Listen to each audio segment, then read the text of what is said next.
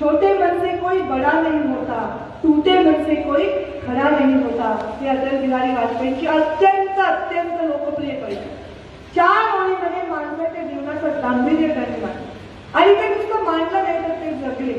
प्रधानमंत्री झाल्यावर त्यांनी जे महत्वाचे पहिले निर्णय घेतले त्या निर्णयामध्ये आपण शेतकऱ्यांना न्याय दिला पाहिजे, शेतीला उद्योगाचा दर्जा दिला पाहिजे म्हणून त्यांनी पीक विम्याची योजनेचा जन्म जो आहे त्याचं बीजारोपण जे आहे ते अटल बिहारी वाजपेयी प्रधानमंत्री असतानाच्या काळामध्ये केले.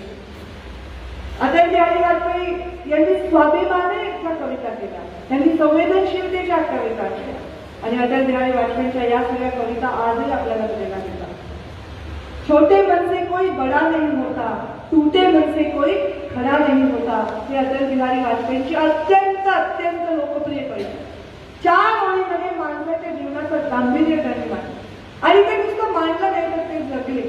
प्रधानमंत्री झाल्यावर त्यांनी जे महत्वाचे पहिले निर्णय घेतले त्या निर्णयामध्ये आपण शेतकऱ्यांना न्याय दिला पाहिजे, शेतीला उद्योगाचा दर्जा दिला पाहिजे म्हणून त्यांनी पीक विम्याची योजनेचा जन्म जो आहे त्याचं बीजारोपण जे आहे ते अटल बिहारी वाजपेयी प्रधानमंत्री असतानाच्या काळामध्ये झालं आणि आज त्या बीजाचं मोठं वटवृक्ष करण्याचं काम प्रधानमंत्री नरेंद्र मोदींच्या काळामध्ये होतं. अनेक वर्ष शेतकऱ्यांना अधिकार देऊ, शेतकऱ्यांच्या शेतमालाला योग्य भाव देऊ, मधल्या व्यापाऱ्यांच्या माध्यमातून शेतकऱ्यांची पिळवणूक टाळण्यासाठी निर्णय घेऊ, कायदे करू असं प्रत्येकाने म्हणलेलं आहे. आज ते विरोधक करतायचा प्रयत्न करतायत, आव्हान आंदोलन करतायत. या सगळ्यांच्या घोषणापत्राला एकदा आपण बघा. प्रत्येकाच्या घोषणापत्रामध्ये शेतकऱ्यांना त्यांच्या पिकाला हक्काचा भाव देण्याचा निर्णय घेतलेला आहे. आज जास्तीत जास्त ज्या एपीएमसी आहेत, ज्या सगळ्या मार्केट कमिटी आहेत त्यांना सक्षम करून व्यापाऱ्यांनी शेतकऱ्यांचं शोषण करू नये अशा प्रकारचा कायदा आणण्याचा प्रत्येकाच्या घोषणापत्रात आहे. पण कोणी करण्याची हिंमत केली नाही. आज जे मोठे मोठे पक्षाचे मोठे नेते या कायद्यामध्ये काही चुका करतायत त्यांचे लेखी पत्र आणि त्यांच्या लेखी सूचना सुद्धा आज आपल्या रेकॉर्डवर आहेत आणि यामुळे आज हा जो कायदा आहे तो सामान्य माणसाच्या आणि शेतकऱ्याच्या बळीराजात येत असतो. बळीराजात यायचं काय? आपण 72ला या देशाची सगळ्यात भीषण दुष्काळ झाली. त्या दुष्काळामध्ये अन्नाचा दुष्काळ होता, लोकांना खायला नव्हतं. आता आपण दुष्काळ बघतोच आहे, आम्ही पण दुष्काळ बघितले, मंत्री असताना बघितले, आमदार असताना बघितले, एक नागरिक म्हणून बघितले. पण अन्नाचा भीषण दुष्काळ आपल्याला 72 साली या देशाने बघितला जेव्हा लोकांना खायला नव्हतं. आणि आता जी परिस्थिती आहे त्याच्यामध्ये एवढ्या कोरोनाच्या महामारीत सुद्धा विक्रमी उत्पादन करण्याचं काम माझ्या या घाम गाळणाऱ्या शेतकऱ्यांनी केलेलं आहे. तर एवढ्या कोरोनाच्या काळामध्ये, महामारीच्या काळामध्ये लोकांच्या तोंडामध्ये घास जावा, अन्नाचा दुष्काळ पडू नये आणि यासाठी जर शेतकरी काम करत असेल त्याच्या हक्काचे, त्याच्या घामाचे त्याला दाम मिळाले पाहिजे की नाही असा साधा सवाल सामान्य शेतकऱ्याच्या मनामध्ये. सवाल विचारणं हे कधी काँग्रेसच्या राजवटीत शक्यच नव्हतं. ही राजवटच अशी होती की लोक अडाणी राहावे, लोकांना कायदे कळू नये, लोक हे मागासलेले राहावे असं राज्य अनेक वर्ष काँग्रेसने केलं. अटल बिहारी वाजपेयींनी प्रधानमंत्री ग्राम सडक योजना आणली. काय म्हणायचे अटल बिहारी वाजपेयी? आपल्या शरीरामध्ये जशा रक्तवाहिन्या असतात तसे या देशामध्ये रस्ते असले पाहिजे. रक्तवाहिन्यांचे ब्लॉक आल्यावर काय होतं? हार्ट अटॅक येतो. तसं जर आपल्या देशामधल्या रक्तवाहिन्यांवर ब्लॉक आला तर त्या गावाचा विकास थांबतो, त्या गावाचा विकास होतो. आज त्याच्यावर आधारित प्रधानमंत्री नरेंद्र मोदींनी प्रचंड मोठं बजेट हे ग्रामीण विकासासाठी दिलं. मी ग्रामीण विकास मंत्री होते. कधीही खेड्यांना जोडणारे रस्ते हे प्रधानमंत्री ग्राम सडक योजना ही केंद्राची आहे. आम्ही राज्यामध्ये मुख्यमंत्री ग्राम सडक योजना आणली आणि मला आठवतं रायगड जिल्ह्यामध्ये आम्ही जवळपास शेकडो कोटी रुपयांचे रस्ते दिले. तुम्ही जाता रायगड जिल्ह्यामध्ये कुठल्याही छोट्या रस्त्यावर गेला तर तुम्हाला त्या मुख्यमंत्री ग्राम सडक योजनेची पाठी असते. इव्हन माझा मुलगा मला म्हणतो, मम्मी तुझा रस्ता, म्हणजे हा रस्ता माझा आहे. मग तो रायगडमध्ये असेल, कोल्हापूरमध्ये असेल, औरंगाबादमध्ये असेल, नाही तर बीडमध्ये असेल, या राज्याच्या ग्रामीण भागाचा विकास झाला पाहिजे. का विकास झाला पाहिजे? कारण तो बळीराजाचे पिकवतोय तो शहरामध्ये जाऊन विकला पाहिजे, त्याला त्याच्या नामाचा काम मिळाला पाहिजे. ही साधी भावना आम्हाला आमच्या संस्कारातून आमच्या प्रधानमंत्र्यांनी शिकवली. आज 18,000 कोटी कशामध्ये येतात? 9,000 कोटी कुटुंबांना आपण जोडतोय. आपली शेतकरी सन्मान योजना अत्यंत लोकप्रिय झाली. 6,000 रुपये अडचण आली, बियाणं विकत घ्यायला परिस्थिती नाही, ऊन जास्त झालं, पाऊस जास्त झाला, अशा परिस्थितीमध्ये त्या शेतकऱ्याला कुठेतरी न्याय देण्याचं काम हे करण्यासाठी ही योजना. त्याला कोणाच्या दारात जावं लागू नये, त्याला कोणाच्या समोर पदर पसरावं लागू नये, जो सगळ्यांचा अन्नदाता आहे त्याला अन्नविना पडपडून मरावं लागू नये, याच्यासाठी अत्यंत संवेदनशीलपणे विचार करून प्रधानमंत्र्यांची योजना आखली. प्रधानमंत्र्यांच्या योजनांना जर तुम्ही पाहिलं तर या प्रधानमंत्र्यांच्या योजनांना आत्मनिर्भर भारत हे त्यांचं जे स्वप्न आहे ते किती योग्य आहे. का आपल्या देशाने आत्मनिर्भरतेकडे पहिल्यांदा पाऊल उचललं नाही? 47 साली आपल्याला स्वातंत्र्य मिळालं, का आपल्याला अनेक वर्ष वाट बघावी लागली आत्मनिर्भरतेकडे आपलं पाऊल उचलण्यासाठी? हा विचार करण्यासारखी गोष्ट आहे. कारण समाज आत्मनिर्भर झाला तर जे राजकारणी समाजाच्या जीवावर मोठे होण्याचा प्रयत्न करतात, स्वतःच्या घराला मोठं करण्याचा प्रयत्न करतात, त्यांचा पावर नाही. आणि आता नरेंद्र मोदींनी समाज आत्मनिर्भर करण्याकडे गेले. म्हणजे या देशाचा शेतकरी असेल तो आत्मनिर्भर झाला पाहिजे, शेतकऱ्याच्या घामाला दाम मिळाला पाहिजे, त्याच्या पिकाला भाव मिळाला पाहिजे, त्याचं व्यापाऱ्यांचं शोषण नाही झालं पाहिजे, शेतकऱ्यांना आत्मसन्मान मिळाला पाहिजे, त्याच्या पिकाचं नुकसान झालं तर त्याला विमा मिळाला पाहिजे, त्याच्या पिकाचं नुकसान नाही झालं, चांगलं पीक आलं तर त्याला भाव मिळाला पाहिजे, तो भाव कुठे मिळाला पाहिजे ही चॉईस त्याच्याकडे पाहिजे, कुठे विकायचा हा या प्रकारचा निर्णय कधी घेतला पाहिजे.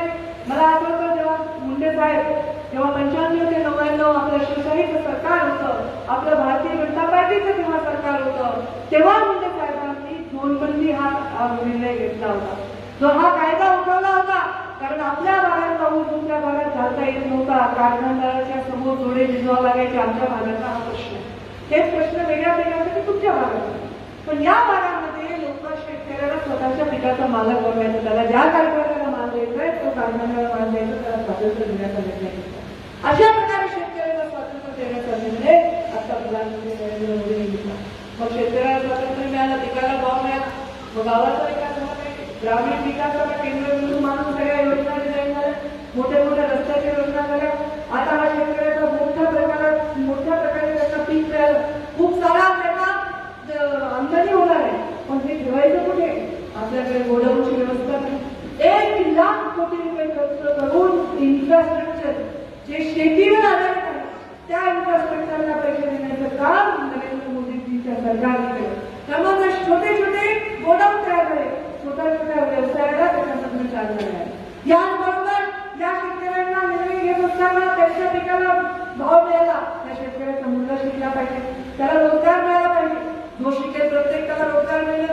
रोजगार हा शब्द लक्षात घ्या बंधू भगिनींनो, रोजगार म्हणजे नोकरी नाही, रोजगार म्हणजे स्वतःला आत्मनिर्भर बनवण्याची क्षमता. त्याच्यासाठी स्टार्टअप सारख्या योजना झाल्या, वेगवेगळ्या उद्योगांना चालना देण्याच्या योजना केल्या.